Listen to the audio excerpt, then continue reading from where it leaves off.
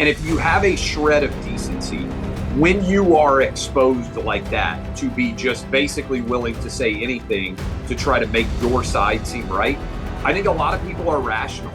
And they looked at this and they said, wow, I was lied to.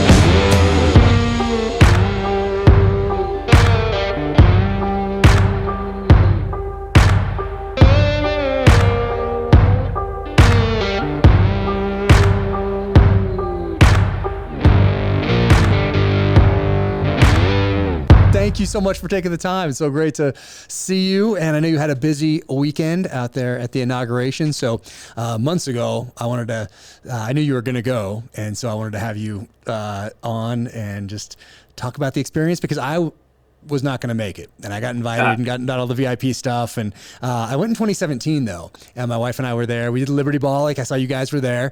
And and this time we were like, you know what? Last time was so crazy. And I want to talk to you about that, because this time looked less crazy. Last time there were limos on fire and there were all these marches, and you got out of the buses and there were fences that took you to the venue. And along those fences were all like the Antifa people or whatever with black hoodies on that were just giving you death stares. And so we're like, you know what? I think we're good. We'll just watch this from the comfort of our living room in Park City.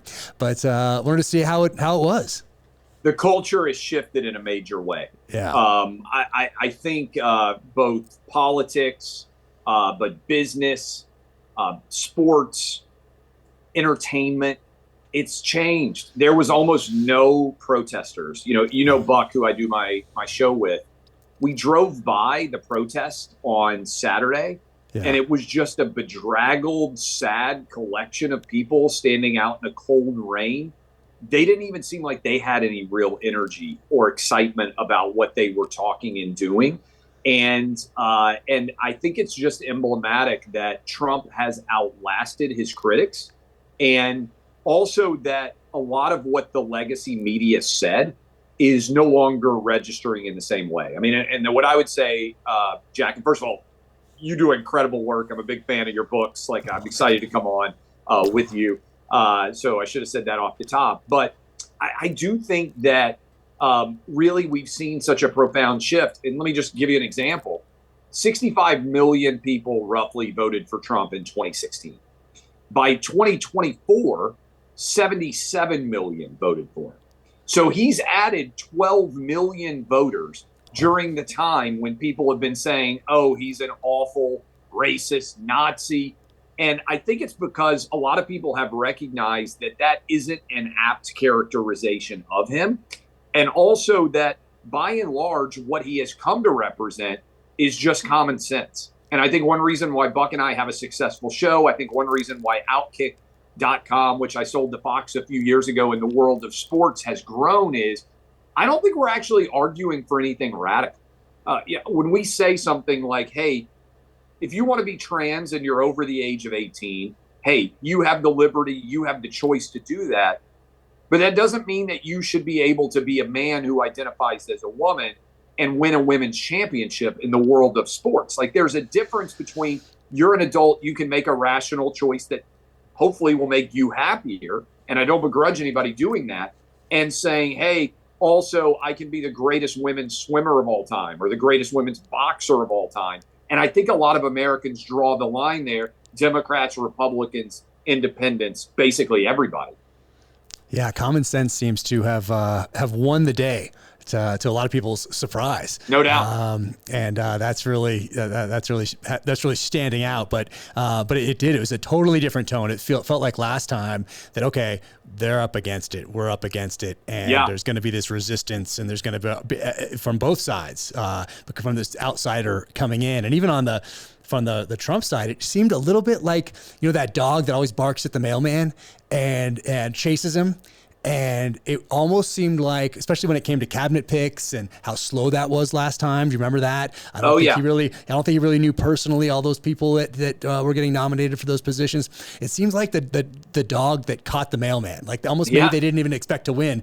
And then the dog catches that mailman and doesn't know what to do next, it seemed. This time, it seems like a completely different deal. All of inauguration weekend seemed different, hitting the ground running with the nominations prior to the inauguration, and then moving right into executive orders, holding that press conference with no limits on what anyone could ask.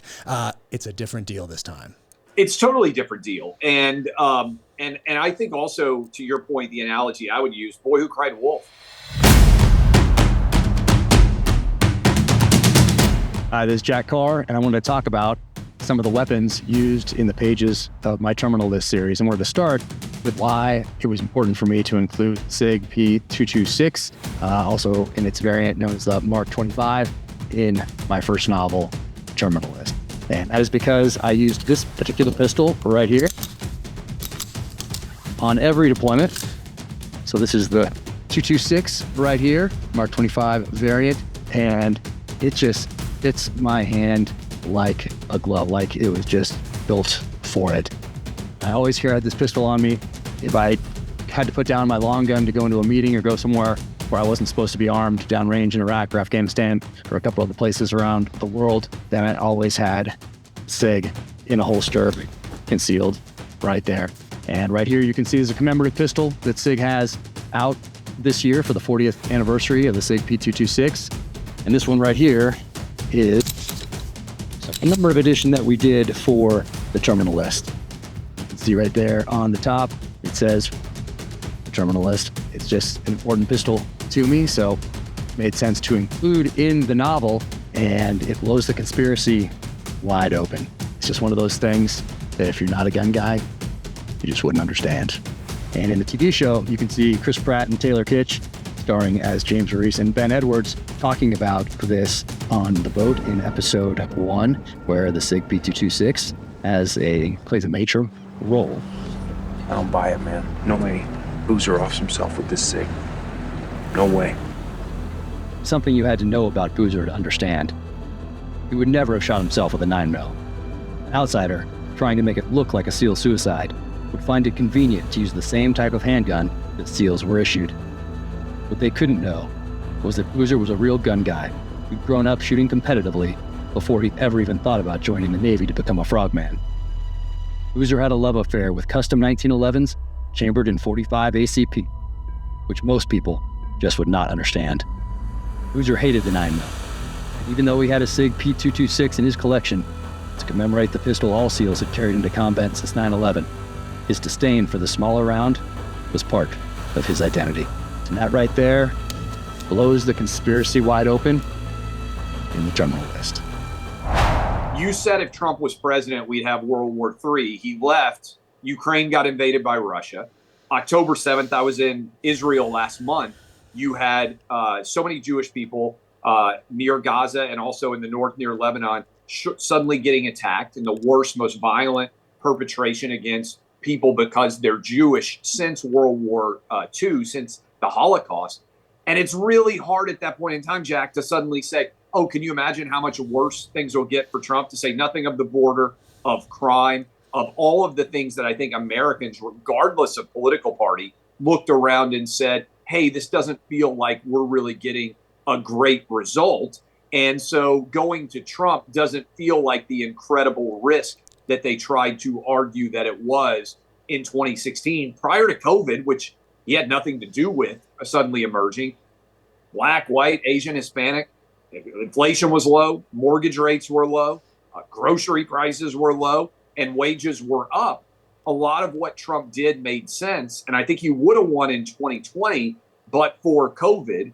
And now I think there's a lot of people who voted for Kamala that kind of wish he would have won in 2020, because I think he's more culturally ascendant and powerful in 2025 than he ever would have been as a second-term president in 2021, if you really kind of go and look at Congress and what it wouldn't have had a majority in the House or probably the Senate either, he would have been severely curtailed. Now he's hitting the ground running and undertaking a lot of aggressive actions. Oh yeah, it would have been a continuation of kind of that chaos it looked like from the outside, with everyone just fighting and continuing that resistance. It would have been just a continuation of that for another 4 years. But now with this 4-year break, and for people to see what the other side, what the results are from, and it allows him to then grow more powerful. And Americans love the underdog. I mean, we love the underdog story. And then we also, weirdly, we like the person on top to fall. So it's a very strange thing. It's a very odd thing. Well, you get that as an author, the character arc of someone matters, right? If you just have success the whole book, it's the worst book ever, right? I mean, nobody wants to root for happily ever after on the first page, right? Yeah, nobody wants to watch a movie like that. You have to have, every character has to have in some way a challenge, an antagonist, either in person or situation. And I think over time, people respect fighting spirit, even if they don't necessarily agree with you on everything. And the other thing I'll say about Trump is he told us exactly what he was going to do, right? He wasn't sugarcoating, wasn't hiding. He said, here's what I'm going to do if I'm in office. And now he's doing something that's a little bit radical, exactly what he said he would do. And I think people respect that, because what I found, you're a guy who was out on the front, like you were taking the shrapnel, honestly, and literally the bullets. What I find is a lot of politicians don't want to ever be on the front lines. And that's kind of surprised me about what I do now. They want to hide back, let other people charge the hill. And then when it's safe, they want to stick their heads up, because that's how you get reelected. You know, if you don't take big risks, you kind of stay behind the vanguard. You show up and you celebrate in victory, but you never risk defeat. It feels to me like there are a lot of people in politics who are like that. For better or worse, Trump's trying to storm the hill. And you know this, the way he reacted when he got shot is like Hollywood style. You couldn't even make that scene up. We would watch it in a movie and not believe it was real. But I think that gave you the essence of him as a fighter. And it became really hard to attack him and claim that he was anything other than what he represented. You've been under fire. Most people haven't.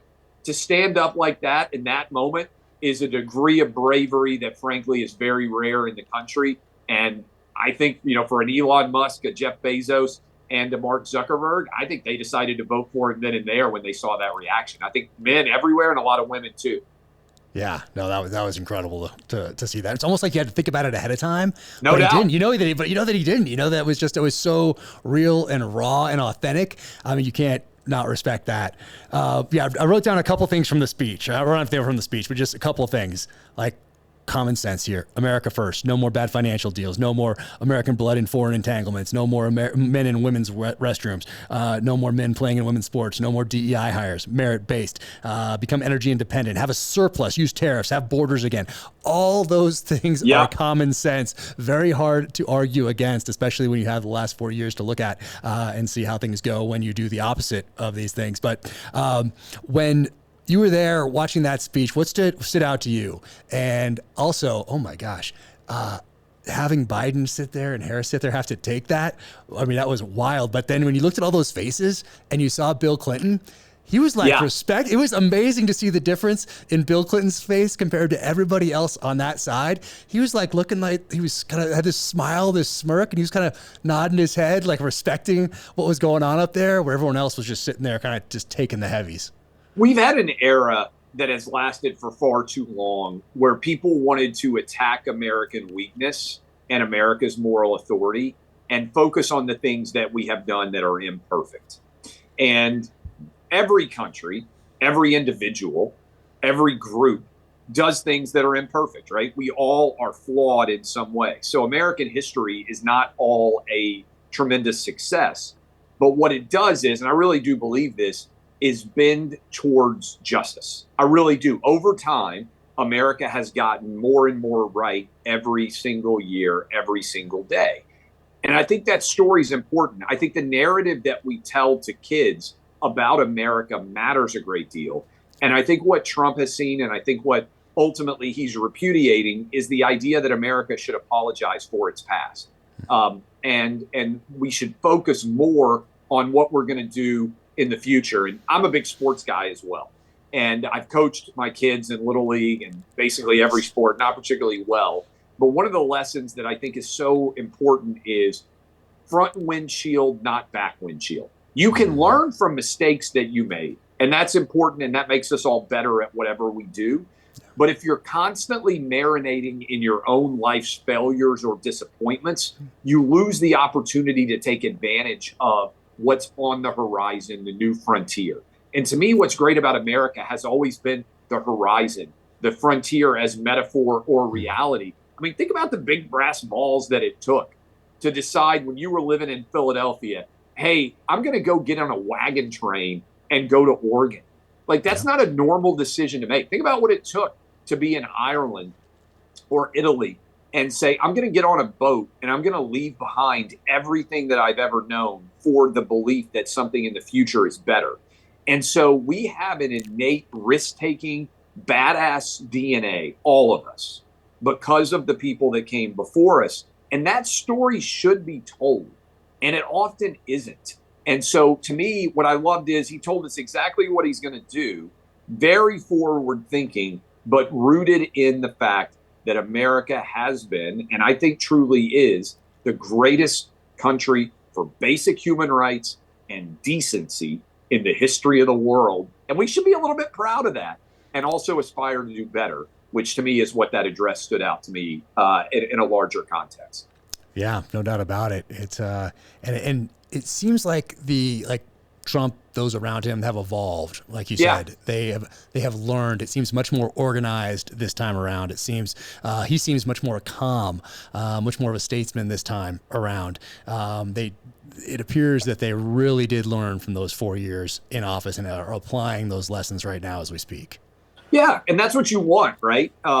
You want somebody, it's almost like you're a coach and you didn't have the best coaching staff around you, and you recognize that as a result, you didn't win as many games as you should have. But you found out, hey, there are some dudes that are really, really good at this, some gals that are really, really good at this. If I ever get another job, I want to bring them with me. And it feels to me like Trump in the first term was testing, figuring out where the talent was, who could make him a better, more successful version of himself. Introducing the BCM Mark 15 timepiece. Rugged, purpose-built, American design, Swiss-made. Engineered for precision and unwavering reliability. A flat sapphire crystal with dual-layer anti-reflective coating ensures clarity under any conditions. Its unidirectional 60-minute bezel delivers dependable performance when timing counts. Equipped with a satin stainless steel bracelet featuring a secure deployment clasp. Super Luminova X1 illuminates the hands, numerals, and hour markers, offering visibility you can trust. With 200 meters of water resistance, the Mark 15 is built to endure. Each model is limited to just 200 pieces worldwide. Available now at BravoCompanyUSA.com. And it feels like he's gotten those guys and those gals and put them together, and they've hit the ground running in a way that, frankly, I think is staggering in its ambition and in its, so far, ability to deliver on the principles he ran on and the specific policies. I love it. Yeah, it's incredible. You even see it from the in the media landscape. They seem more in shock this time. That one that this has happened, and two, that things are moving with the speed as organized as they are, with as much support as all of these initiatives have.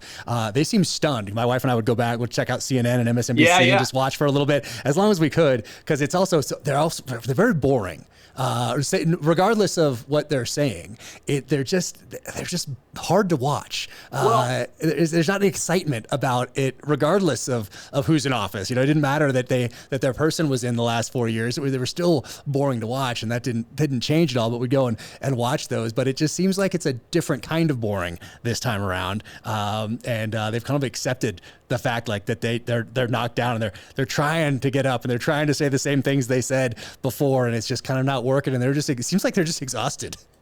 Yeah, I think that's totally true. And I also think when you're exposed as a liar, particularly as occurred, at least whatever else you think, the idea that Joe Biden was mentally and physically sharper than he'd ever been before was exposed in that first debate on June 27th.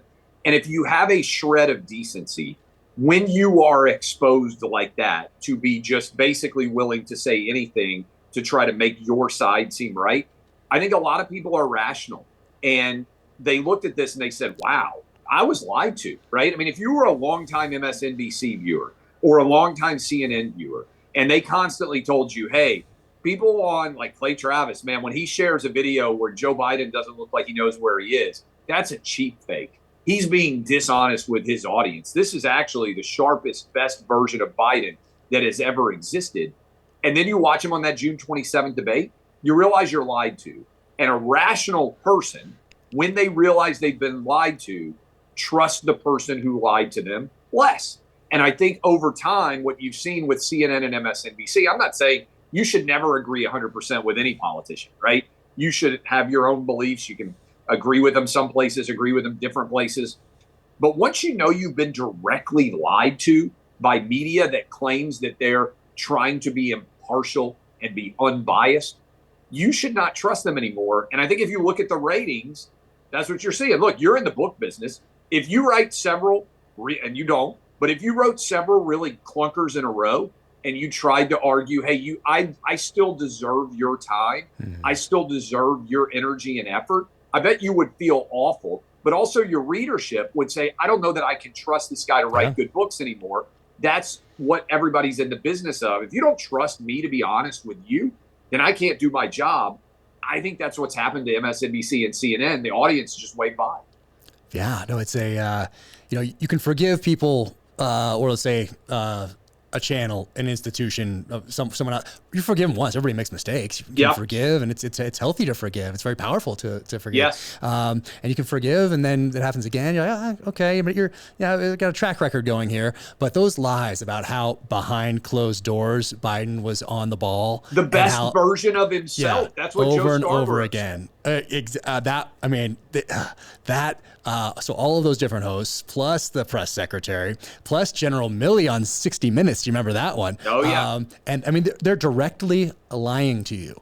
And I talked to Buck about this. Somebody told me that first year, and this is his third person, third party kind of removed, 3 people removed. But a general who is a Democrat who's in there with Biden left, called my friend who then told me, and this is a supporter of Biden, a general who's a supporter, and said that, oh my gosh, I don't know what we're going to do. He is not there.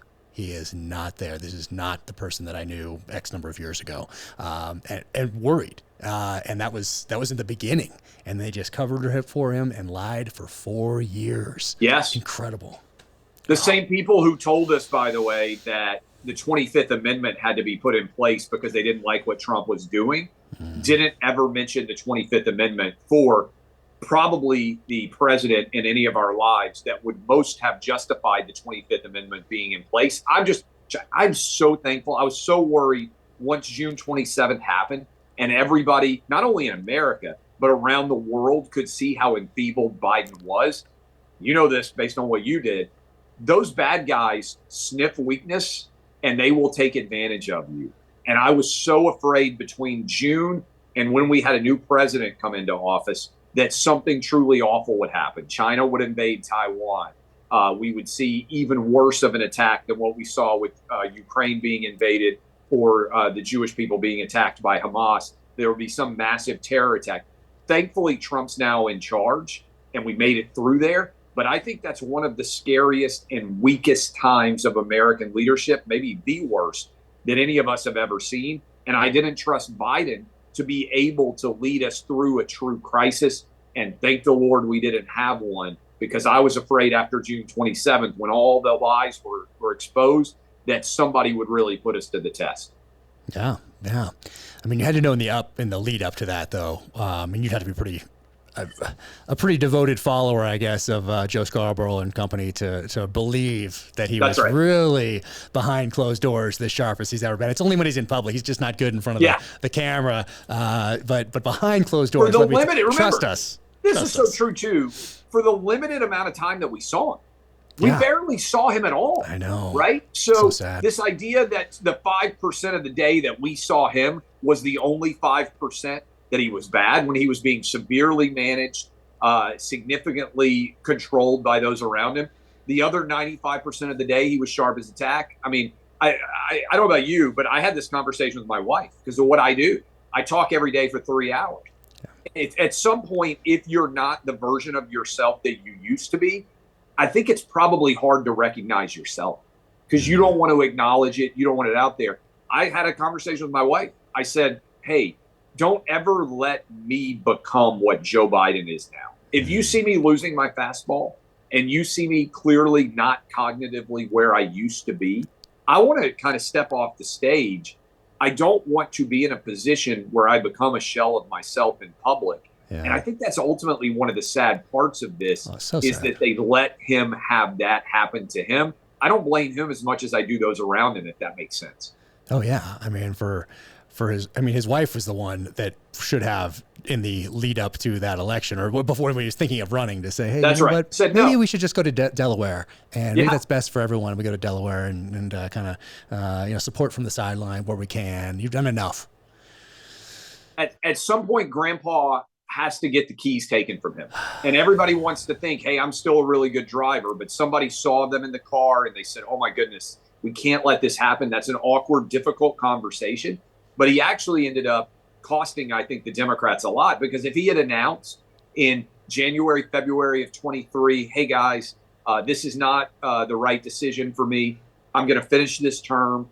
I think a lot of people would have been far more respectful of him than the way that it played out, where come, June and July of 24, at the last minute, they suddenly say, hey, you've got to step down. Kamala Harris, who's never been that popular, is going to be elevated.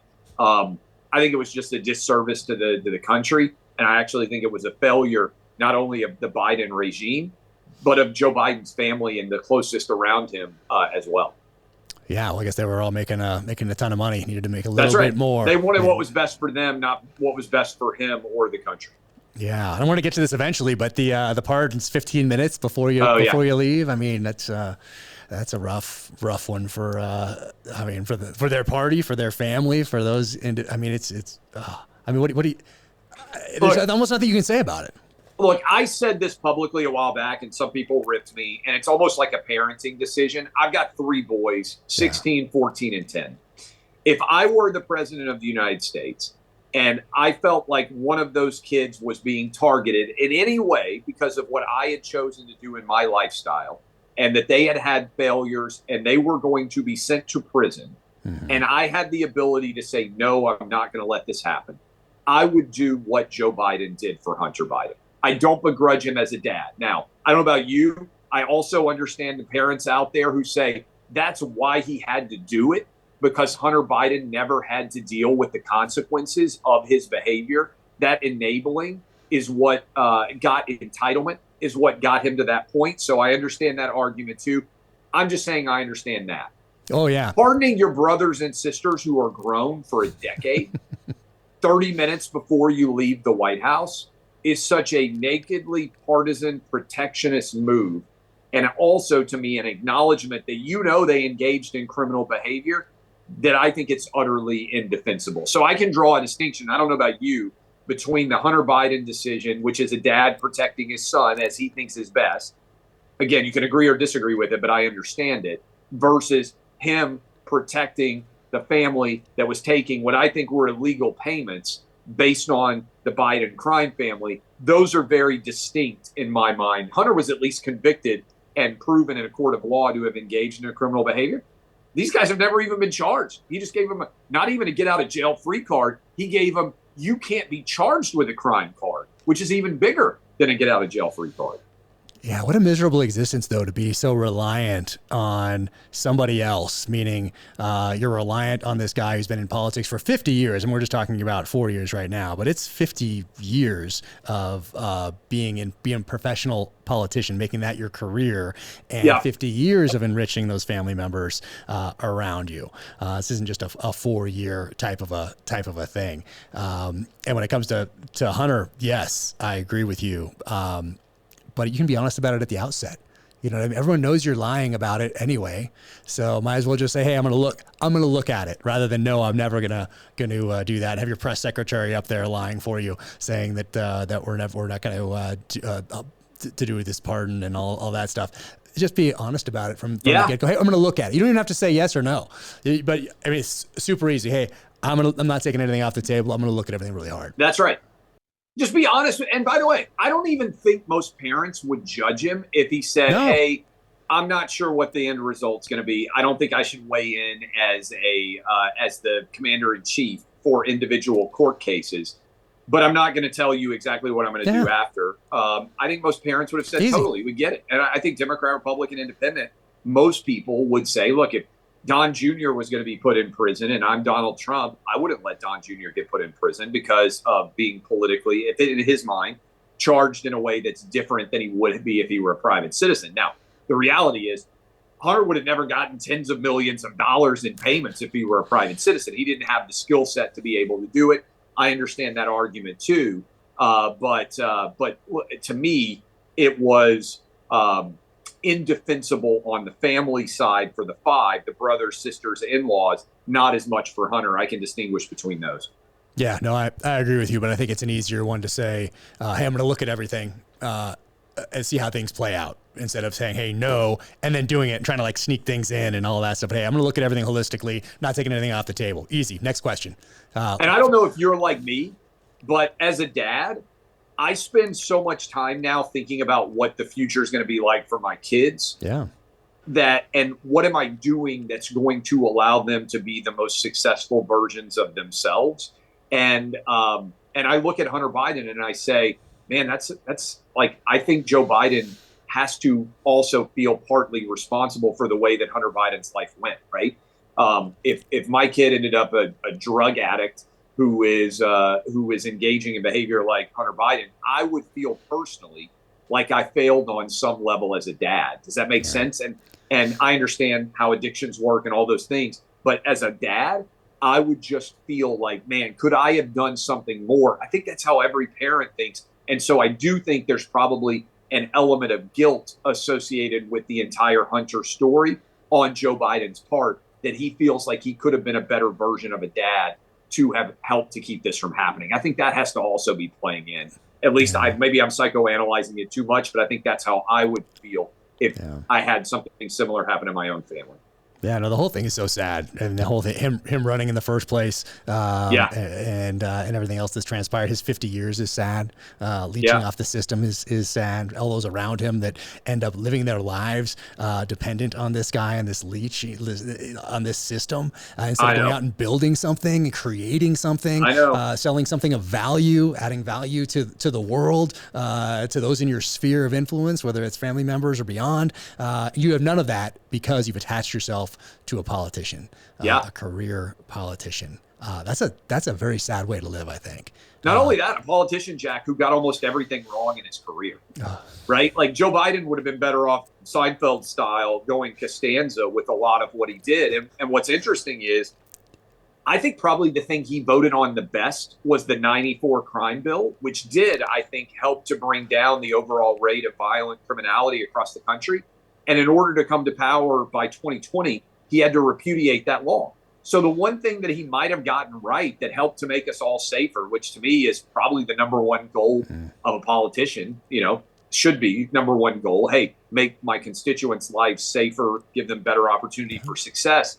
He had to repudiate. I mean, it's just a tremendous example of the Democrat Party having, to me, lost its way. And I'm saying that as somebody who has voted Democrat in the past. I never would have believed they would be as crazy as they are now. Yeah, there's a credibility crisis with that party having lied to us for 4 years about Biden's mental acuity and everything else that supports that. That's right. To include legacy media and everyone else attached to it. It's a credibility crisis. They're gonna have a hard time overcoming it, especially now where maybe let's say 20 years ago, 25 years ago, before everything was instantly available, videos, transcripts of things. They lied and get away with it. Now you just pull it right up. So it's a different time. What were your most memorable moments of the weekend? Oh man. I think maybe I'm like a lot of people. I sometimes will just kind of find myself smiling as I'm walking around, remembering election night and the fact that we got the win that we did on election night. I spent election night on Nashville's Broadway. Like for those of you who've been on Broadway. When it says staccato, it comes with a promise. In any condition, at any moment, this gun is ready because your life and the lives you protect depend on it. The future of the 2011 begins with the HD line. Narrower grip with no grip safety. You can run your pistol in either hand with fully mirrored controls and ergonomics. Uses widely available, reliable magazines in a variety of capacities so you can stock up on more mags for less money. Allows common duty optics to be attached directly to the slide instead of to a plate. STACCATO. Engineered for performance. Built for freedom. I was in Kid Rock's Honky Tonk on Broadway, live on the air for Fox Nation, which is Fox's digital arm, with Pete Hegseth hosting, right? So Tommy Lahren, who is with OutKick, a lot of people will know her, and Morgan Ortagus. It was the four of us for about 4 straight hours from 7 o'clock-ish until we got we knew the election results, but were not official. And then I turned to the bar and I said, hey, I'll pay you to let us, there were about 15 of us, stay until the official call happens. So we did 4.5 hours or so of television. And I just remember as each of those states was coming in and we were following it, just the sheer amount of optimism. Now, I didn't know I was with SecDef, right? I didn't know that Pete Hegseth was going to be in charge of the entire military, or that Morgan Ortagus would be coming in to help hopefully get more peace in the Middle East or any of those things, right? But I just felt that innate sense of optimism. And then out on Broadway in Nashville, everybody in that area felt like got in their cars. We had a bunch of people with American flags driving around honking like when a sporting team wins a big event. And I felt, I'm getting like goosebumps just talking with this about you, because it just felt so important to get that win. And so since that moment's happened, I mentioned the fear that I had that somebody would try to do something to us. I just wanted him to be in office from November 6th when we woke up that morning all the way up till January 20th.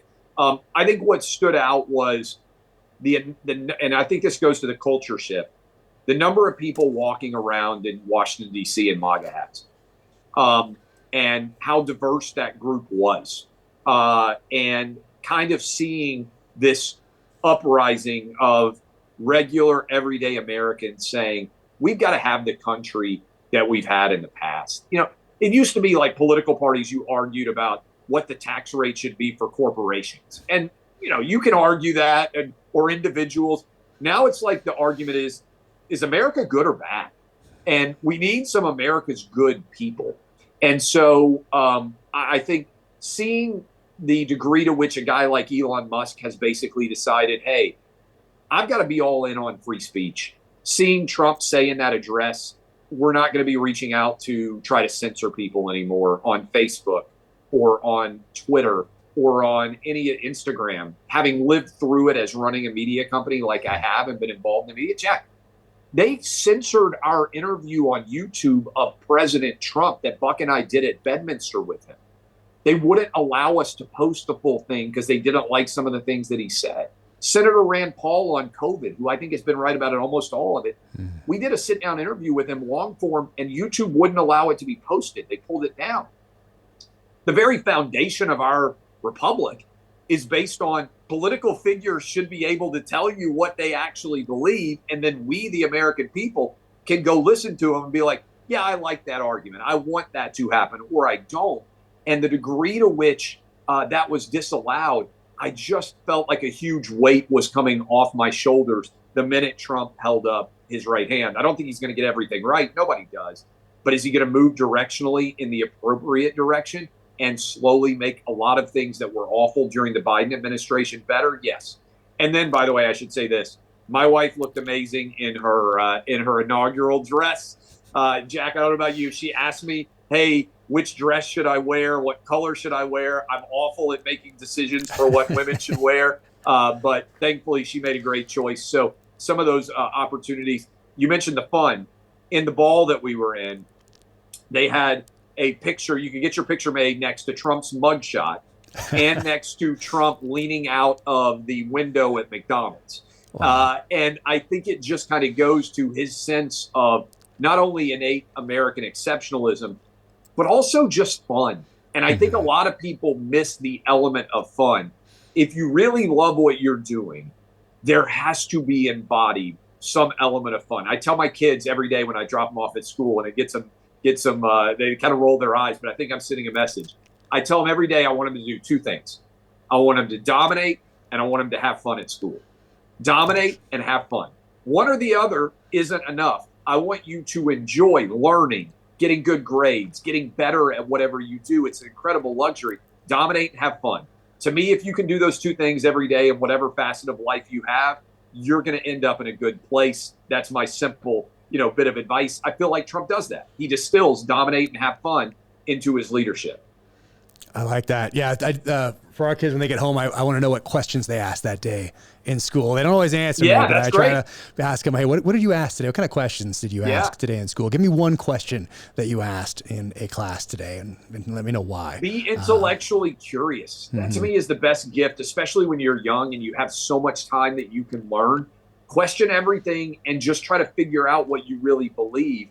That to me, because it makes you see connections that otherwise you might miss. There are tons of things I get obsessed with now, and that's why I love reading. There's a part of history that I haven't really experienced that helps me to see a connection to another part of history. This is me getting on my soapbox, but I think one of the real reasons you talk about America good versus America evil, we're an historically illiterate country. And so when you don't know the past, it allows you to be way easy to be manipulated. And it also makes you think, if you don't know what people had to go through to win World War II, or to go through the Civil War, you might believe, oh, nobody's ever had to deal with the challenges we have today. Trust me, we've had way tougher ones. Oh, exactly. That history part gives you an appreciation for what you have today. You're not from the inception of this country up until today. If you realize what was sacrificed for you to be here and to have this opportunity to start a business, to go to a school or not, but to make those decisions for yourself, and then to learn from any failures and then to keep moving forward, that a lot was sacrificed. Lives, limbs, mental sanity in many cases, and all that was sacrificed so that we could be here today. So we owe it to those people that sacrificed so much to know that history so we can apply those lessons of the past going forward as wisdom. And we're not very good at doing that in this country, unfortunately. And also just so you can wake up and be like, hey, how about don't whine? That's a big one. What you're actually dealing with by and large is a fraction of what the people who gave you the life that you have today have had to deal with. I mean, Jack, people used to step off a ladder and break their leg and die at 16 years old, right? I mean, that's what was a real thing. In many ways, we have conquered so much of illness and just basic things. Like if you break a leg, you can get it reset and you're going to be fine. And that's why I love watching and studying history, because it just shows you the innate power of the American spirit, but also how durable we really are and how tough we are. And I think that's important to instill to kids, because so much of it now, somebody said something mean to me on Instagram. How am I going to handle this? Well, suck it up, Buttercup. It's not actually that big of a deal. Yeah, it's tough because you can't hit back on Instagram. So I do understand that. There's not. Well, that's where I just I tell my wife, and I've said this publicly. One of the big challenges I think of life is, I bet this happens to you too. Nobody ever says anything negative face to face. It's almost unheard of for somebody to ever say anything negative to me. I bet for sure you're a special ops guy. I bet it's even rarer for you. But people run their mouth online, and I just think it's an artificial version. It's performative very often. And when you won't say whatever I say to you, I would say on the mic, there's not very much difference between what I say publicly and what I say privately. I think for most people, there's a seismic difference. And I tend to think that so much of it is performative BS. That it doesn't really register with me unless you're telling me face to face something. Yeah, not too much bothers me, but people being rude, that bothers me. But I tell the kids, hey, don't say anything online that you wouldn't say if you're locked in an elevator with somebody and you didn't know when you're going to get out. You could be there for 24 hours. That's right. So don't type anything that you wouldn't say to their face if you're locked in that elevator with them and stuck in that elevator. That's good. That's great advice.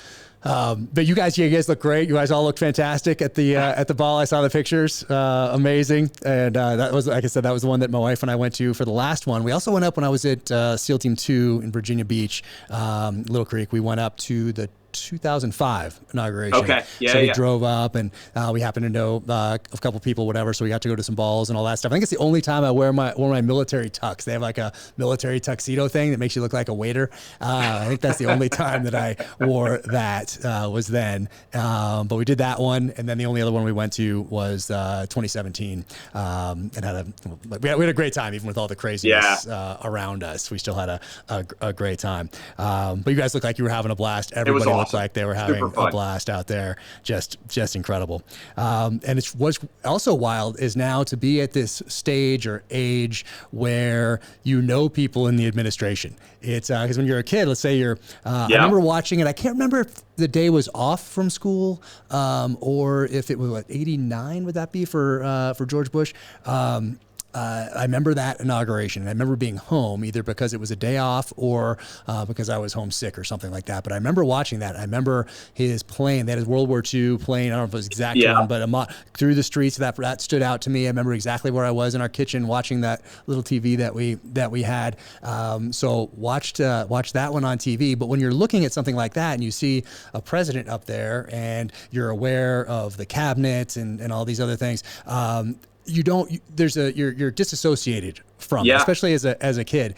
But now for the people that are nominated have been on this podcast, Tulsi's a dear friend. So to know people that are now in these positions, and I'm texting with them throughout the weekend and wishing them well and all that stuff. And Robert Kennedy's been on the podcast, and met him at a wedding years ago, 2017. I think I met him for the first time. But to actually know people in these positions, it's a little bit surreal when you think it back. I mean, it's not surreal as I'm looking at it now, but if I take a breath and put myself back in 1989, 90, 91, 92, 98, 2005, then it's surreal if I look at it through those eyes. And it makes you feel maybe a little bit old, I guess. I haven't thought about that term way before, but it's very interesting to actually know people in these positions now. And trust that they're going to do a good job. And I remember, it goes back to like kind of pitching yourself. The first time I interviewed Trump, or one of the first times, the fact that he knew who I was a crazy moment, right? The idea, to your point, that the president of the United States might know your name or what you did was sort of a like brain exploding moment. Because I remember I'm coming from the world of sports, but I go back to your point. When I was 5 years old, we were on a family vacation at Disney World, and Ronald Reagan came through. And I think it was Epcot. And everybody was standing up just to hope to catch a glimpse of the president driving by in the vehicle, right? And I remember standing out there in the hot sun all day, 5 years old, just waiting to see the president kind of drive by and wave his hand. And so when you get to go into the White House, if you're ever fortunate enough to do it, or you get to look at the Resolute desk, it's just a holy crap moment to think about the significance of not only the person who's there right now, but of the office itself. And it takes you back in many ways. And I've had these experiences in sports too, where I feel really fortunate. But, you sit and watch a Super Bowl in person, which I've been able to do, and it takes you back to when you're a kid. And you're like, the idea that you would ever be at a Super Bowl, or that you would get to shake hands with a president or see someone, it takes you back into whatever, age you were before. It's sort of like you're perpetually amazed at the trajectory there. And I would imagine those guys and gals who are moving into the office now, they've all had that same experience. And I think it's why they move with such rapidity, because they want to give all the younger people today the opportunities to have the same things that we did. I think a lot now. My argument is that everybody got along pretty well in the 80s and 90s, regardless of what your background was. And I want that same era to exist going forward, regardless of what your politics are. And I'm hopeful, based on how we're seeing the culture change, that, I love that Nelly and Snoop Dogg and Carrie Underwood, for instance, 3 performers, just said, hey, I'm going to the inauguration and I'm going to perform for Trump at an inaugural ball. And if you don't like it, that's fine. But it didn't used to be the case that you try to cancel somebody for singing America the Beautiful at an inauguration. And I think we should get back to that era. Yeah, no, that's that's significant that culturally that it's Totally. more accepting now. And I guess when you're those people, it doesn't matter anyway, because you've essentially made it. Well, this is what I've been waiting for, to be honest, because there's so many people. I understand, and I've argued this for a long time. If you're a regular dude out there and you're trying to make $60,000 a year at your job, and you have to go to DEI training, and you got to keep your head down because you're trying to make sure your kid can go to college, and you're trying to pay your mortgage. I understand why a lot of those guys stay quiet, and gals, because you got your family is your first opportunity and responsibility, and everything else is secondary. And if you don't have that job, you can't take care of your family. I get it. The people who really pissed me off, and now they're starting to finally come around because they saw Trump won the popular vote. I think that was a big signifier. They knew all this stuff was wrong, and they had $100 million. Like, what is somebody really going to do to you if you've got the kind of money, what I call FU money, where you do whatever you want for the rest of your life? Those were the people who upset me. The people who knew it was wrong, had all the money they needed, and were afraid, were too much of cowards to actually speak out. And as soon as Trump wins the popular vote, Jeff Bezos is at the inaugural, and Mark Zuckerberg suddenly doesn't believe in censorship anymore. And, why didn't you have the balls to say this before Trump won? I think what he's done, I was using the example earlier, Trump stormed the Hill. It's safe now. There are no bullets flying. And all these CEOs who are super rich are now willing to go up and look at the view from the top of the hill now that there's no danger for them, right? Does that make sense? I kind of feel, I'm glad that we're in a new moment of culture, but we shouldn't have had to go through the last decade in the way that we did if there was more bravery. And I'm not talking about physical bravery. I'm just talking about being willing to speak and honestly and forthrightly say what you truly believe, as opposed to hiding and pretending you support this woke BS. It's mental courage. Yes, yeah, that's exactly courage. Right. Yeah. And it's interesting to think that you can go back and find pictures of Ronald Reagan, Nancy Reagan with Tip O'Neill and his wife in tuxedos going to the opera. There's black and white photos of them at dinner. That'd be like last go around, Trump going out to dinner with Nancy Pelosi. Right. And having their picture taken and getting tuxes on, and after dinner going to the opera. By the way, I think Trump would have been willing to do that. Yeah, he's shown that time and time again, right? Yeah. Right? I mean, and this is an important difference. I don't think it's so much of, hey, you can't even speak to the other side on the right, because we know what their perspectives are. I mean, look at the criticism Obama got for laughing next to Trump, and no telling what Trump said exactly, but at the Carter funeral. I don't begrudge Obama laughing at a joke, right? I mean, that's how president should be. And I would hope Trump would laugh if Obama told him a good joke, right? But it's really interesting. They've kind of bought into this idea of, you can't even platform. That's the word they like to use. You can't even platform somebody who has a divergent opinion. And I just think that's fundamentally dishonest. Yeah, people get mad if I have somebody on the podcast. I don't really look at comments anymore, but I did in the beginning. And if I have somebody on that even if we're not talking about that thing, let's say they're a historian who has a book on X, I want to talk about that. But in the past, they had an opinion or said something about whatever. It's not even part of whatever we're talking about. Yeah. People get pretty mad. It's just, hey, that's okay. But it's also kind of odd, but that's just how it goes. It's the double-edged sword of where we are today. Did you see that the security clearances? I don't know if this is true or not. I just saw it in passing. I don't know if all 51 the people who signed the Hunter Biden laptop letter, those intelligence officials, had their security clearances revoked. I saw it. I don't know. I haven't confirmed it yet. I just saw it in passing.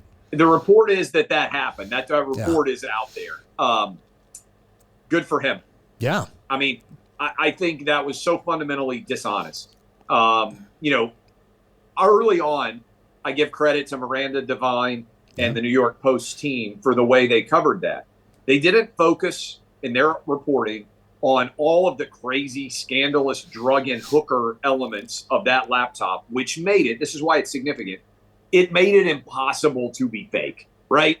Even the greatest deep fake imaginable could not have created the depth and scope of Hunter Biden's private life. They focused on the corruption. And I really do believe that if we had had an honest distribution of American stories at that point in time, Biden would have lost, because everything that they claimed about Trump Biden's family had actually done.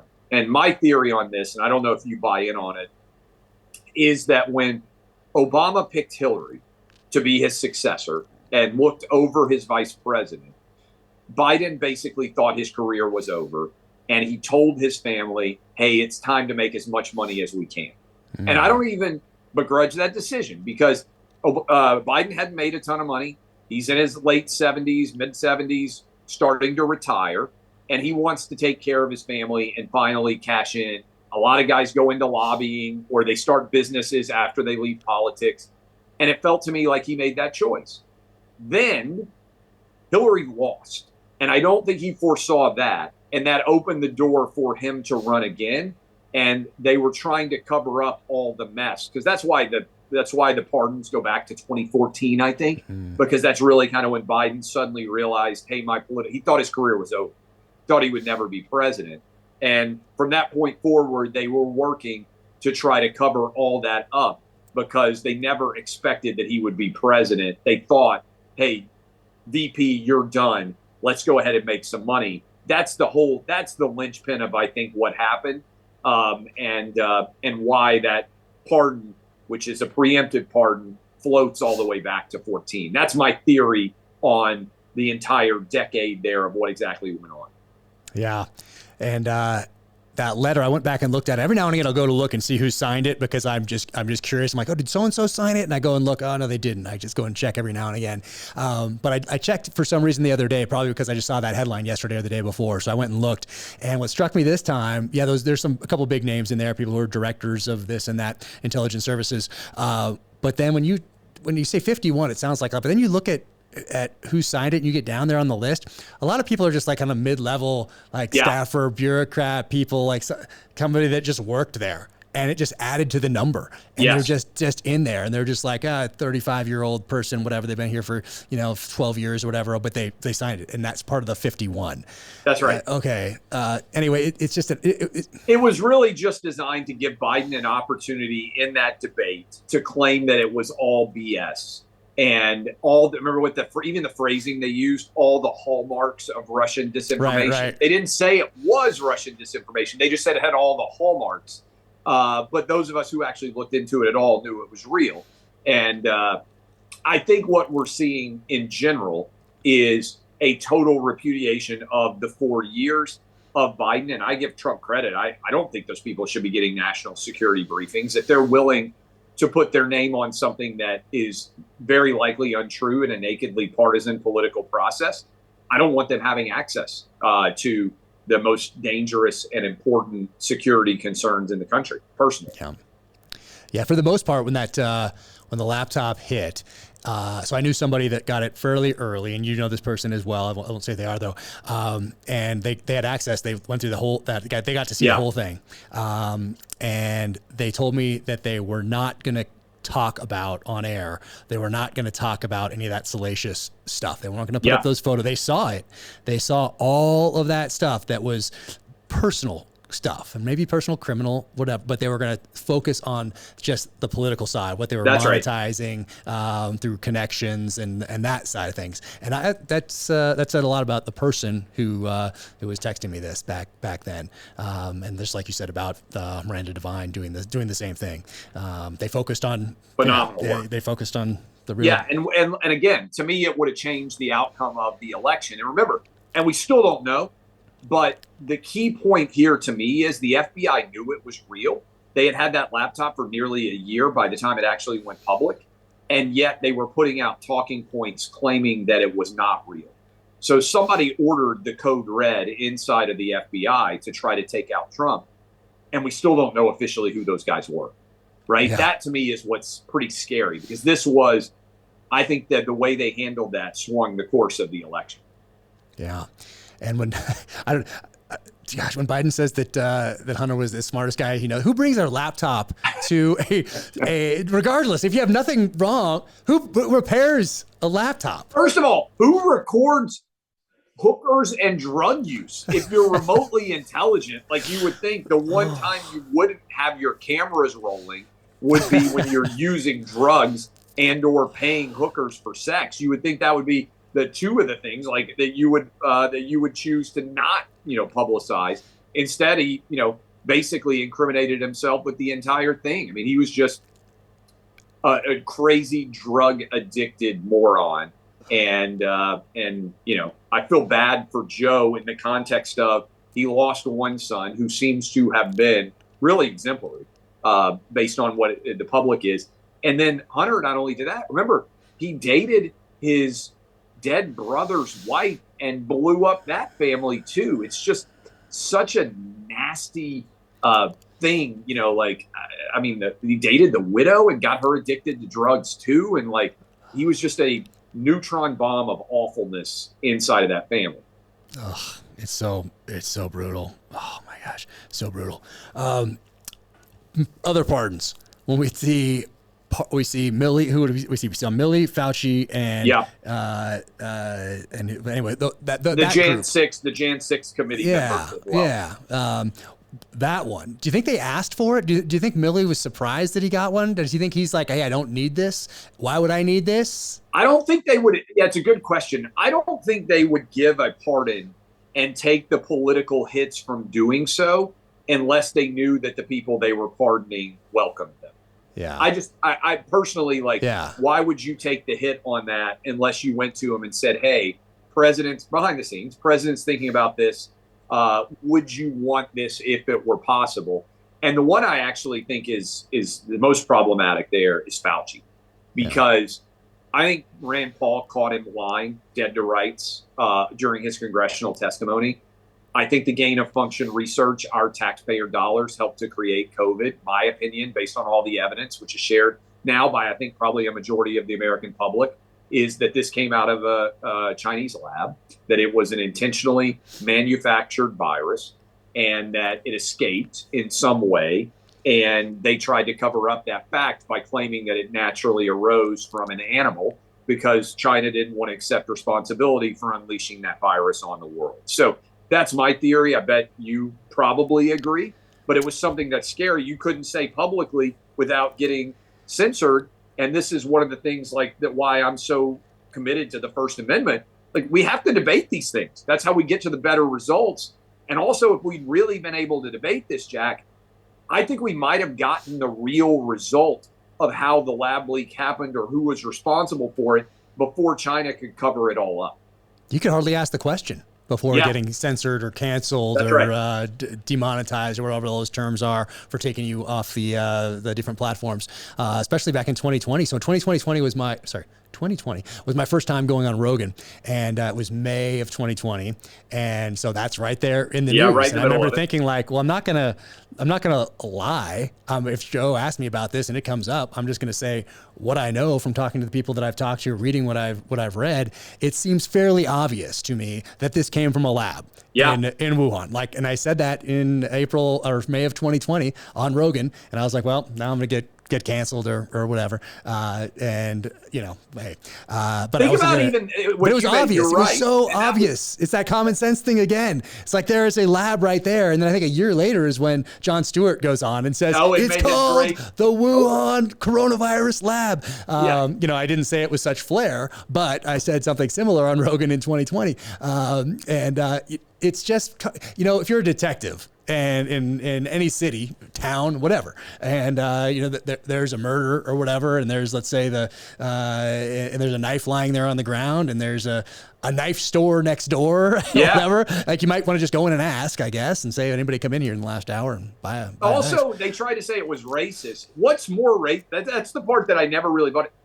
An idea that a highly toxic virus could escape from a lab doesn't seem to me to be racist, right? Or, hey, this is a Chinese wet market and things are so unsanitary there, and people will eat so many animals because they've had traditional famines. They have no real restraint on what they eat.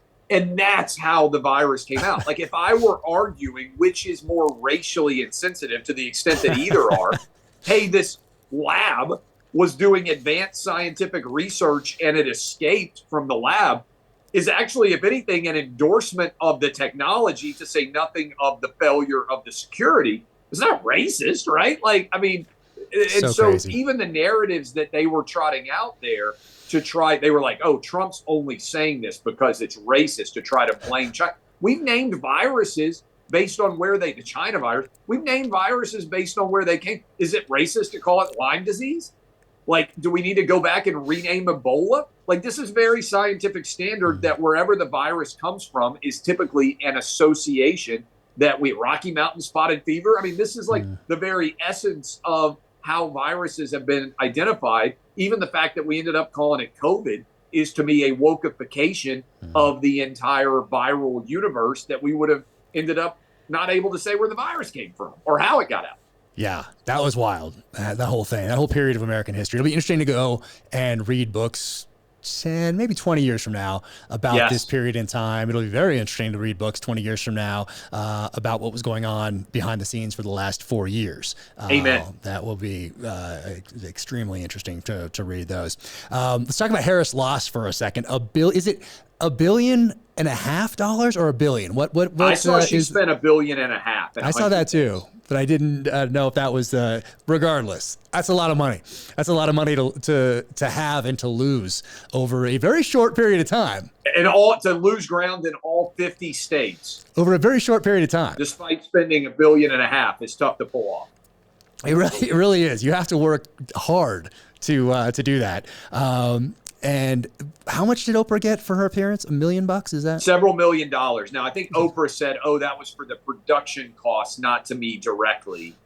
But like, maybe eat the production cost if you really desperately care about electing somebody and you're a billionaire. I don't know. I mean, I'm sure you have done a lot of speaking engagements where you spent money to get there, and it actually cost you a not insubstantial amount of your dollar figure because you cared about the event that you were going to go to. You waived the cost. You donated money on your own. All of us who have the good fortune to be able to do things like that do it. So I'm not willing to give Oprah a pass on, well, that was the production budget. By the way, you also put the production budget in place. And this thing happened for Alexandra Cooper. How about they built a set for the Call Her Daddy thing so that they could pretend that they were on the real set, and they built it on the other side of the country. Like, nobody was like, hey, we can just do this in a normal location or fly to California and use the actual set there. Some of the stuff that they spent money on boggles my mind. And then to get worse in terms of vote totals, to have everybody move to the right in all 50 states, despite you spending far more money, is really a remarkably awful achievement. If you gave me $1.5 million and I got to spend that on people telling how awesome I was, and they actually ended up liking me less, I would fire everybody that I gave the $1.5 billion to, because people could not like me with us spending a lot less money. Yeah. People should look up how much $1 billion is and how difficult it is to actually spend. If someone said, hey, spend totally. Because you're making it back so fast. It's just having it sit that it becomes a chore. It's almost unbelievable. But speaking of her, California fires, obviously, in the news, so heartbreaking. I know many people, some public, some not, that lost their homes, and it's so heartbreaking to see all of that happen. I haven't heard too many people talk about this. I'm curious what you think. And if maybe you've talked about it on your show, I'm not sure. But from the get-go, it looked very convenient to me, the way that these fires hit all across that city in a time frame and distance that makes it almost as hard as it possibly could have been to cover all those fires, if that makes sense. That is suspicious. Right off the bat. I haven't heard anybody really talking about it yet. Haven't seen any headlines anyway. I've been busy writing the books, but I haven't seen any headlines as I've perused the news that talk about arson or terrorism, which I'm sure they have to be looking at, because and things do. Coincidences are a thing. That it's possible. But that one, for those fires to start in the way that they did, at those distances, at those times, at that precise moment, that's very coincidental. So I love LA. I have spent more time, because Fox Sports is based in LA, and people out there, I started in sports, college football, NFL, love all sports. Okay. And Fox Sports is out in West LA. And so I have spent, other than Nashville, where I live now, and DC, where I went to college. Well, I also lived in the Caribbean for a couple of years. But in the last 20 years, I've spent a lot of time in LA. I love it. I love the people out there. We talked about this earlier. You are paying 13% roughly state income tax. You are the 5th biggest economy California is in the world. And because of your focus on DEI, I really believe this, and on equity, and on all of the things in general that don't really matter for a state government to do, you have lost the ability to put water into the fire hydrants and to fill up huge reservoir tanks and to give the firemen the ability to actually put out fires. And so if I'm an LA guy or gal and I'm looking around, I'm saying we did this to ourselves. And this, let me be clear, this to me is what happens when you have a one-party state, because you don't compete anymore to try to win votes by having the best ideas and the best arguments to fulfill the life of the largest number of people.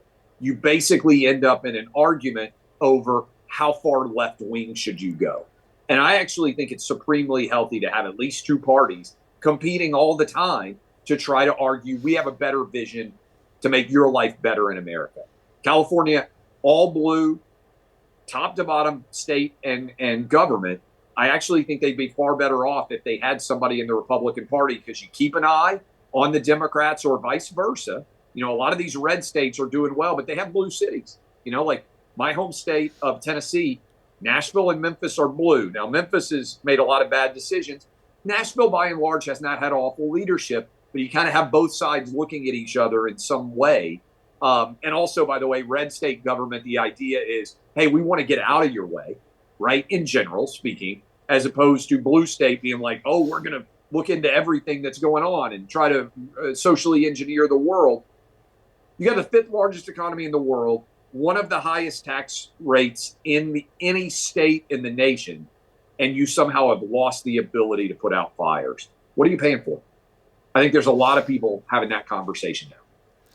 Yeah, I mean, just days before, I was talking to my wife about, hey, maybe we should get a place out there because I'm doing all this writing and for the shows and scripts, and there's some other things that haven't been announced yet that I'm working on. I was thinking, like, maybe instead of hotels, I should stay, or with friends, we should just get a place out there. Just days before. I mean, it's so beautiful. I just love it. It is. But geez, it's the Garden of Eden. Southern California is America's Garden of Eden.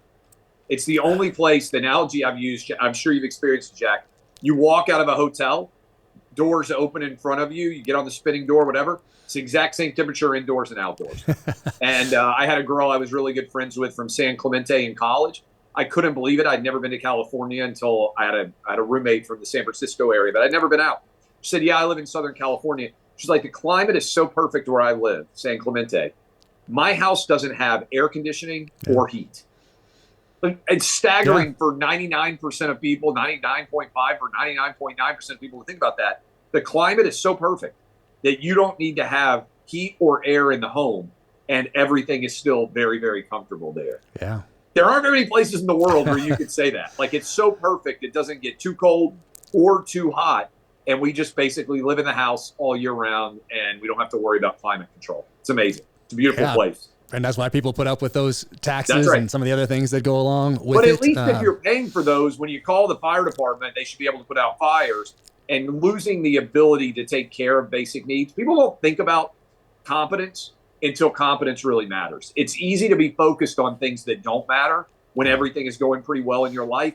And then suddenly when a true disaster happens, look, give him credit. Mayor Giuliani, when 9/11 happened, that guy was an unbelievably awesome leader.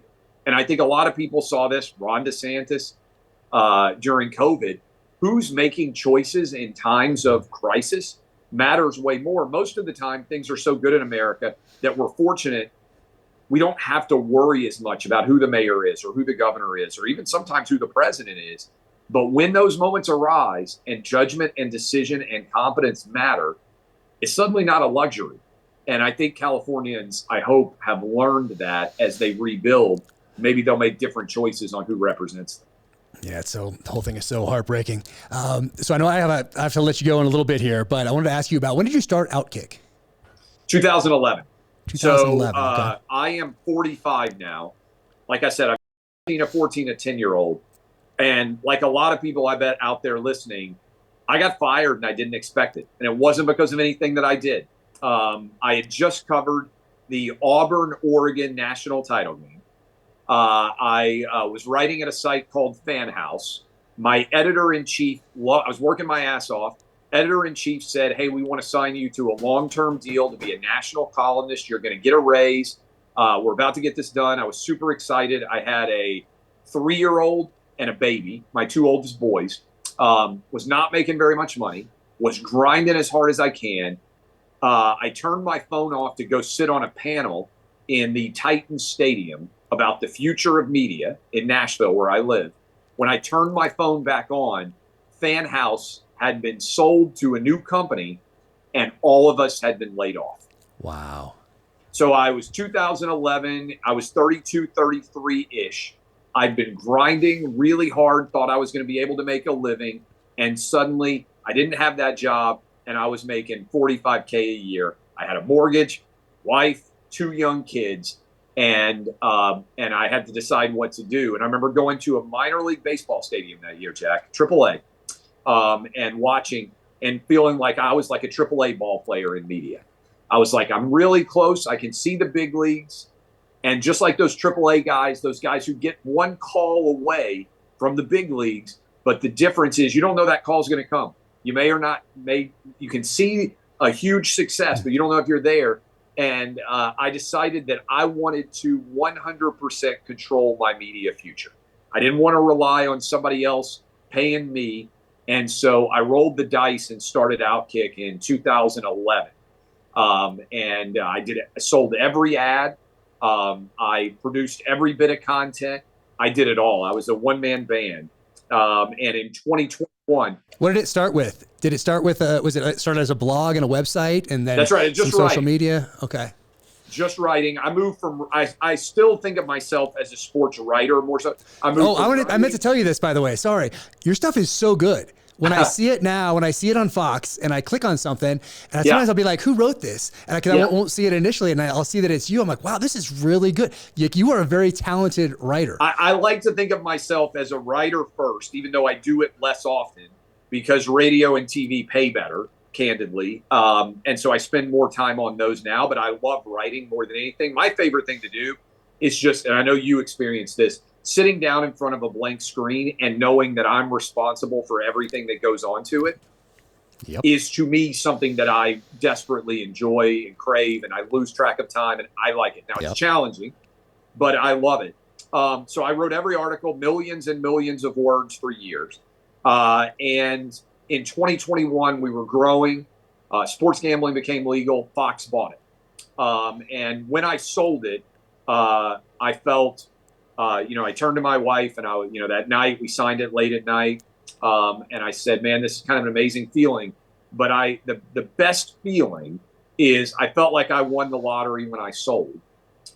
But to wake up the morning after you feel like you won the lottery and want to do the things that you were already doing. Because I've done it. Everybody sits around. You may have done it. I bet everybody listening to us right now, watching us right now has thought, what would I do if I won the lottery? To me, the ultimate sign of satisfaction and gratitude is, man, I'm going to wake up and keep doing the same stuff that I was doing the day before. And that's what I felt like. And that's what I feel like now. It's a gratitude. As somebody who worried about paying mortgages and had young kids and all those things, I've been through it. I know what it's like to worry about where that paycheck's coming from.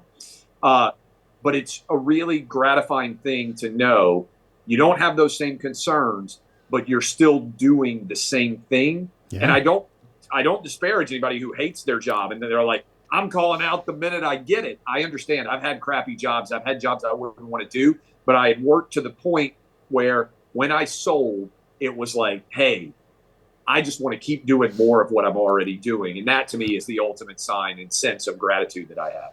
Yep, no, exactly. And the SEAL teams, if I won the lottery, I would stay a SEAL. Although we'd fly, we'd eat better when we went on trips with the team or the platoon. Yeah, that's we'd right. bump up to first class if we were And maybe flying occasionally you commercial. fly a little bit better too. Exactly. Travel can be tough. Yep, I would take care of the drinks, take care of all that stuff. But that's the only thing that would have changed. Everything else, I'm still going to be try to be a better SEAL today than I was yesterday. That's right. Be a better leader, better operators today than I was yesterday. And same thing with writing. I mean, now it's kind of a different dynamic or whatever. But regardless of how much money I have or don't have, I love what I'm doing, and I'm going to keep doing it. And I absolutely love writing. I love creating these books, love working on the scripts, learning about that side of it. So it's. Yeah. And you've got a lot of, I mean, by the way, it's killer how awesome you have been. And also for the culture, so much of what we do is a lot of the people that really put themselves on the line don't get their stories told. They don't get their stories heard. And what you're doing is opening the door to a lot of sacrifice that many of us take for granted on a day-to-day basis and don't even recognize is going on hour by hour all over the world. To me, the baddest ass of the badasses put not only their mental, but their physical health on the line every day. And a lot of times it doesn't pay very well. And a lot of times people don't see it. And that's like why I was so fired up during COVID. My grandfather had an 8th grade education and worked in a coal mine. I didn't take any days off from my shows during COVID because, I've got a really good job and I love it. But also there's a lot of people out there who never got to take a day off. They had to show up at the grocery store and keep stocking. They didn't get to sit back and watch Netflix and have meals delivered to their house and get their full salary. And I have so much respect for the guy or the gal out there that's just grinding every day, busting their ass to try to take care of their family. And the everyday badass doesn't get their story told very often. And so anyway, I feel fortunate to get to do what I do. And that's the number one thing people say is, you say what I wish I could say if I didn't have to worry about paying my mortgage. And honestly, that's the ultimate compliment that someone could give me because I feel like I'm getting to speak for them in a way that they haven't had the good fortune that I have to be able to do it. Wow. Yeah, man. And I feel so fortunate as well. And when you started though, and you're selling those ads and you're writing every article, and how long until you said, oh, this is either, hey, I think things are working, or we're getting momentum, or like how many years or months or weeks or whatever, decades did you have to worry about, is this going to work out? I'm all in here on this thing. And it's not just me, it's my family. How much grind until maybe you hired someone to do some ads, or it started to grow where you were like, okay, I have something here. I'm going to double down my efforts maybe because this thing is working. So my initial goal my hope was, I hope I can make $60,000 a year on this website. And I've said this before, but if somebody had said, Clay, I'll give you $200,000, but you have to sign, and I'll give it to you every year for the next 20 years, I would have been like, I'll sign it in blood, right? Because I know my family's taken care of, right? So my goal was 60K. It was like, if I can make 60K writing. Now, remember, I was doing radio, so I was making 40. And in my head, I was like, I could totally take care of my family. I wouldn't have financial concerns. If my family of 4, if I could make $100,000, I could make 60 off this, I would sign. And so I went around selling all those ads. And year one, I think I made maybe 90K. Okay. And so I was like, holy cow, this is really starting to work. But it wasn't I always say, and I don't know if you're still the same way, it took me a long time to go into Longhorn Steakhouse and not look at the price on the menu and or even be willing to order the most expensive thing in a chain restaurant. I'm not talking about some super fancy New York City or LA restaurant. Because in the back of my mind, even now, with the house, we're building a house here in Nashville. And in the back of my mind, I'm like, I don't want to make it so idiosyncratic that I can't sell it someday if we have to, because it's hard for me to think that I don't have to worry about money, if that makes sense. By 14, I signed a licensing deal with Fox. And that was the first time. I still owned OutKick, but they were licensing all our content through foxsports.com. So after about 3 years of grinding, I felt like I was gaining in distribution, and they took over ad sales at that point and all I had to do was write.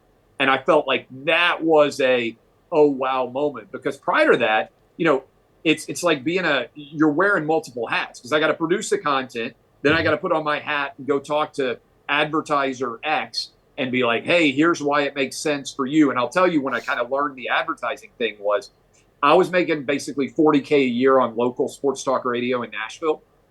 And I was doing hair ads for guys who needed to get like hair replacement. On sports talk radio, you sell a lot of male performance pills, just taking you behind the scenes. Now, a lot of sports gambling, a lot of hair, and a lot of cars, right? Like, what would men 25 to 54 basically be interested in? That's the target demo. And one of those ad companies paid $50,000 for 6 months of ads by itself. And I was out on the call. And I remember just kind of a light bulb going off, like, this one advertiser is paying more than I am making in an entire year to do a 3-hour daily sports talk radio show. I've got to figure out a way to learn the business of what I'm doing, so that, and really it was about control and being able to take care of my family. I didn't ever want to be in a position where I couldn't control whether I could pay my mortgage or take care of my family. And so I was maniacally focused on it. My wife was a school guidance counselor at the time, working in local public schools. I wanted to give her the option, hey, I don't have to get up every morning at 5 a.m. and go into that school when I've got my own kids. Instead of paying for somebody else to help take care of our kids, I'd like to be able to make my own choice, right? Yeah. That drove me. And I worked maniacally. On some level, I still feel like I have it, because I still feel like there's so much more we can do. And I bet you feel that same way. Yep. So I still have a lot of drive. But I would say after about 3 or 4 years was when I felt like, okay, my family, I'm not worried about whether I'm going to pay the mortgage necessarily or whether I can take them out to dinner. But there was about 3 or 4 years there where I literally thought, hey, this may never happen for me. I might have to find another way to make a living. And if that's been gnawing on your back, or if you've ever had to live with that, and I think even the most successful business owner out there has had those moments where you're like, boy, I don't know. You have to make a paycheck. Eventually you have to start paying other people, and then their families rely on you. Like, that's a lot. And so I wouldn't change it for anything. But personally, I wanted, in the same way when you're talking about sitting down and writing that story, I didn't ever want somebody else to be monetizing what I did and controlling whether my family could eat or not. And I wanted to take all that responsibility on myself. Yeah, that's the thing about that blank piece of paper starting, or even in the middle of it when it's not blank anymore, but you're a quarter of the way through. You're at 30,000 words, 50,000 words, 60,000 words. For you, was there a moment? Was there a moment when you had an element of success and you thought, because I mean, again, when you sit down and try to write something, I remember when I started OutKick, candidly, I was like, man, if I could ever have 1,000 people read me every day, 10,000, 100,000. We have over 1 million people on the site every day now. That's a number that was far in excess of anything that I had ever hoped for. But now I look at it and I'm like, man, we should be having 10 million a day on this site. Like, the audience is bigger and the opportunities are more substantial. Yeah.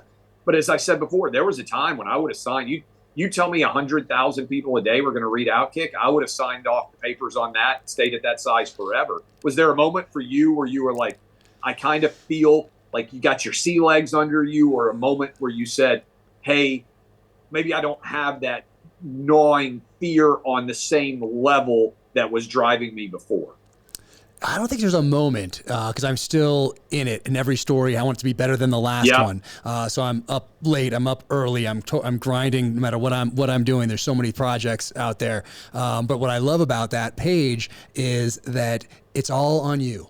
If people love it, it's on you. If people hate it, also on you. You take full responsibility. You're completely accountable. There's no one else to blame, which is different than Hollywood. Hollywood, there's so many people involved in all those scripts. It goes up to the top of Amazon, back down with notes. So it's a different writing process. But when it's the novel and it's just you, then there's something about that that's really cool. You know, there's no one else to blame. There's none of that. There's no safety net. There's no nothing. Like, oh, the committee made an error on this. Like, that's right. Nope. And I love that my publisher and my agent don't give any advice at all. And I didn't know that walking in. I thought that an agent was kind of like a Hollywood version of agent from Californication or whatever. Entourage was what I envisioned an agent as. And there has been zero, and I love that there is no even a hint of, hey, maybe you should take this out, or do you think you need to put so much weapon stuff in there, or anything? Zero, which is great, because then I'm not wasting any bandwidth thinking about the politics of, oh, no, I shouldn't do this, or I don't feel like doing this, but either my editor said or my agent said I should. Okay, I guess I'll do it. No, there's none of that, so there's no one else to blame if it's bad. It's all 100% on me, and I love that. I'm curious if you did this. So I mentioned that I still think of myself as a writer, written several books. Dixieland Delight was my first one that published. When I was a kid and I would be in a bookstore, I would sometimes go to the section and go to the area where my name was. And I would be like, one day I want to walk into a bookstore and, here are the T's, Clay Trav. This is where my book would go. Right? That's awesome. Almost visualizing it. Even as a young kid, nobody ever told me to do that because I didn't know any writers. I didn't know anybody who made a living in media. Occasionally, like I was the Walden Books era. So, like going to the mall, it wasn't like they were even that fancy stores, right? Yeah. But there was one bookstore, Walden Books, and you'd go in and you'd roll down and be like, oh, one day I want to have a book. You're going to be able to run. Did you ever do that when you were growing up? Was there like a moment where you would go in bookstores and think, hey, one day I'd love to have that here? Oh yeah, my mom's a librarian, so I grew up in library. Every time we go to a new town, we'd always go to the bookstore or the library. In our town, we'd spend a lot of time in both the library and the couple local bookstores that we had. Right. So growing up, I have a lot of memories in those aisles, and grab a book and start reading in that aisle or whatever. I couldn't afford the hardcovers, but I could get a paperback, that sort of a thing. So, and I still have most of those paperbacks today. Yeah. And I knew that one day, and I guess it's because I wanted to do it from when I was so young. Same thing with the SEAL teams. I didn't know anybody who was a SEAL. Right. Didn't know anyone who was in the military. Didn't know any authors. Didn't know anyone in publishing. Had no connections. That sort of a thing. But for whatever reason, I think wanting to do it so young and never changing course, I think there was something to that, because they didn't ever let doubt slip in. It was just a given that one day I would serve as a SEAL. I'd make it through BUDS, go to a SEAL team, serve at war, even though we weren't in one at the time. And then also, hey, my name is going to be on these books, just like David Morrell, who I'm reading right now, like Tom Clancy, who I'm reading right now. And I'm reading it in the hardcover in the bookstore. And but I'm getting last year's paperback because that's what I can get right now at age whatever, 12 or whatever it was. So it was just kind of like, these guys did it, I'm going to do it too. And that was it. There wasn't room for doubt because it was so early on, if that makes sense. And I think that was beneficial for me throughout. So that may be why I haven't had that moment also where I'm like, because I never really paid attention. My wife takes care of the finances and budget side, but I never wanted, I guess this may sound horrible, I should probably not even say it, but growing up, I never wanted to have to worry about finances. Yeah. That was in the back of my mind. And for whatever reason, it didn't take up that much bandwidth. I didn't dwell on it, but I knew that one day I didn't want to have to look at the price on a menu.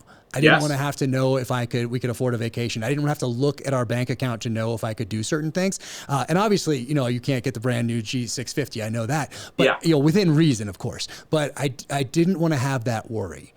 And the way I wasn't going to have that worry was through this passion I have for writing. And now my mission is taking care of my family. So I'm combining these things as I move forward in life, building off the foundation of all that reading I did growing up, and then the experience I had in the SEAL teams in Iraq and Afghanistan to move forward. So, maybe it sounds bad to say that, but it also allowed me, I think, not to waste bandwidth on anything than being the best SEAL I could be at the time, and now being the best author I can be, and making this book I'm writing now better than the last one. So that's the focus. Instead of worrying about budgets and finances and if I can afford this or that, I don't think about that at all. But growing up, I didn't want to have to, if that makes sense. It might sound horrible. I'm not sure if that sounds horrible or not, but I didn't want to have to worry, if that makes sense. No, I mean, look, I think it makes complete sense. And this is one of the things that I tell so many people out there. They see it and they're like, oh, I want to do sports media one day, or I want to do media. And I'm sure you get asked all the time by authors like, hey, how do you write a book? I think if you're focused on a particular destination, you miss the opportunity that comes along in the process, right? And so I had that overarching idea. Like, I remember, like, oh, I'd love to have my name in a bookstore one day or a library someday. And I'd like for a kid to read a book and be inspired by something that I said. that's similar to what somebody else wrote that inspired me, right? That's, to me, one of the great ways that you talk across generations and frankly, that you talk across centuries, right? But I think focused, so many of these kids out there that I see now, they're so focused on particular goals, and it's kind of sound a little bit crazy, that you don't necessarily focus on the skills that you're gaining without having that goal. Does that make sense? Like Yeah. I never was thinking like, hey, I want to go on radio every day. I went on radio because it helped to advertise the articles that I was writing on the internet. And I found out along the way, oh, I'm pretty good at radio. I went on TV as a outgrowth of radio, but I wasn't sitting around saying, hey, my goal is I have to be on television or something. I see opportunities and I want to challenge myself and grow. And it's good to have general ideas, but a lot of what you're going to experience in life, you can't ever predict. And so challenging yourself and being intellectually curious and finding new ideas. I never thought growing up, hey, I want to run a media company. I wouldn't have known how to even conceptualize of it. But through writing online, I learned how to run an online media business and just kind of building. Does that make sense? I'm really fascinated by the idea of the adjacent possible, and I bet you are too. You sat down to write a book. You weren't like, oh, I'm going to have the most successful series on Amazon. But if you put in the work and you continue to get better, opportunities build, and you can do things that maybe you wouldn't have comprehended you were able to do 10 years or 20 years ago. Yeah, it's all about building on those foundations. And I saw so many guys have a hard time, and you've seen it in sports. I saw it in the military. People have a hard time leaving that. They leave the NFL, they leave the NBA, whatever. What are they going to do next? That's right. They did so many years. Maybe they get hurt for whatever reason. Now, what they thought was their future for the next 10 years isn't. And people in sports have a hard time leaving or moving on. And I understand that from what I saw in the SEAL teams, but at least I saw it. I saw people get stuck in that foundation rather than build upon it as they got out. So I recognize that. And it's one of the reasons we're in Park City, Utah, rather than in Coronado, California, or Virginia Beach, Virginia, because I wanted to make a physical and psychological break. And I think, by the way, that's been beneficial to me. You mentioned Park City. I'm in Nashville. When I started a media company, OutKick, in Nashville in 2011, Nashville wasn't very cool. You know, everybody was like, oh, you're in media. You have to move to New York. You have to move to LA. I think if I had done that, I wouldn't have built a brand that was connecting with Southeastern Conference fans and then Big Ten fans in the center part of the country, because I would have been worried about, well, what do these people in New York City think about what I'm writing? Or what do these people in LA think about what I'm writing? It's a good example for you, but also Yellowstone. You know, like it grew from the middle part of the country. Trump, certainly, we started off talking about him, I think grew from the middle part of the country. There's lots of innate value in having your feet in a grounded, normal place. Yeah. And I think a lot of times if you're chasing what somebody else is doing, you don't end up finding your own path, if that makes sense. Yep. Author David Morelli says, be a first-rate version of yourself rather than a second-rate version of somebody else. So good. And I love that. I absolutely love that. And I know I got to let you go, but quickly, the radio show. You guys are 3 hours a day. You stepped into Rush's slot in the last couple of moments here. Well, first, how did the radio show start? And then what is it like to know that you were stepping into that slot when that happened? So we're on every day, 12 to 3 Eastern, 9 a.m. to noon, West Coast, 500 stations nationwide. Buck Sexton, who started in the CIA, came from the political world. I didn't. I came from the sports world, and I just saw sports going crazy. And increasingly, COVID accelerated it, but increasingly, it felt like they were trying to use sports to put far left-wing values into our culture. And to me, sports is the ultimate meritocracy. Dad, mom, race, sex, or, you know, when your team wins and you high-five somebody around you, you don't think about what's different. And when you're playing a sport, everybody's held to the same rules. So it doesn't matter what your background is, how rich or poor you are, the meritocracy, man. And best man or best woman wins. I love everything about that. And so I started to see that turn into identity politics, did not like it, and that ultimately led to the opportunity. Look, Rush died in February of 21. It's an opportunity that I wasn't pursuing. Same boss in the sports realm also ran Rush's show through Premiere, which is iHeart. They came to me and they said, we want to put you together with this guy, Buck Sexton. They said most people would crawl on broken glass to get this. I said, I'm happy doing what I do. The pitch that ultimately worked for me was, you could have the most successful sports show that you've ever had, and you wouldn't be able to influence anywhere near as many people for the things that you care about as you could on the Rush show. I tend to have a high risk tolerance. And to your point, like you're taking over, it's like taking over for Nick Saban or Bill Belichick.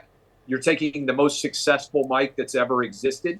And usually that is a really difficult thing to do. Now, Buck points out that one of us took Rush's shoes each, so we're not trying to directly fill his shoes. They brought in two guys to replace and to follow one. But I wasn't afraid, and I knew that the battles that Rush fought were going to become only more intense.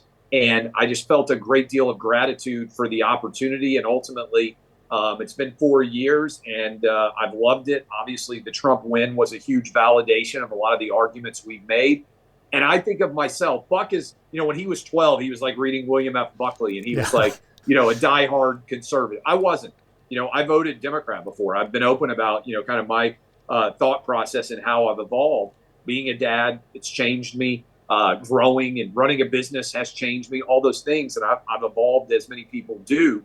And so I'm always thinking, hey, there's a lot of people out there like me. How can I tell them and share with them my path so that they feel comfortable maybe changing the way that they voted in the past? And that's the biggest honor to me when people from a voting perspective come up and they say, man, I listen to you every day. I hadn't thought about a lot of the arguments you made.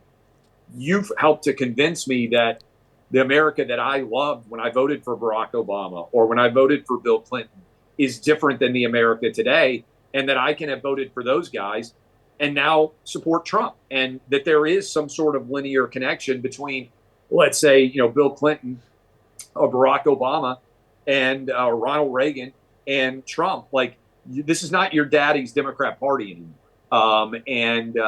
If you believe in American excellence and you believe that American history is a story of good triumphing over evil over time, you're not really a Democrat anymore.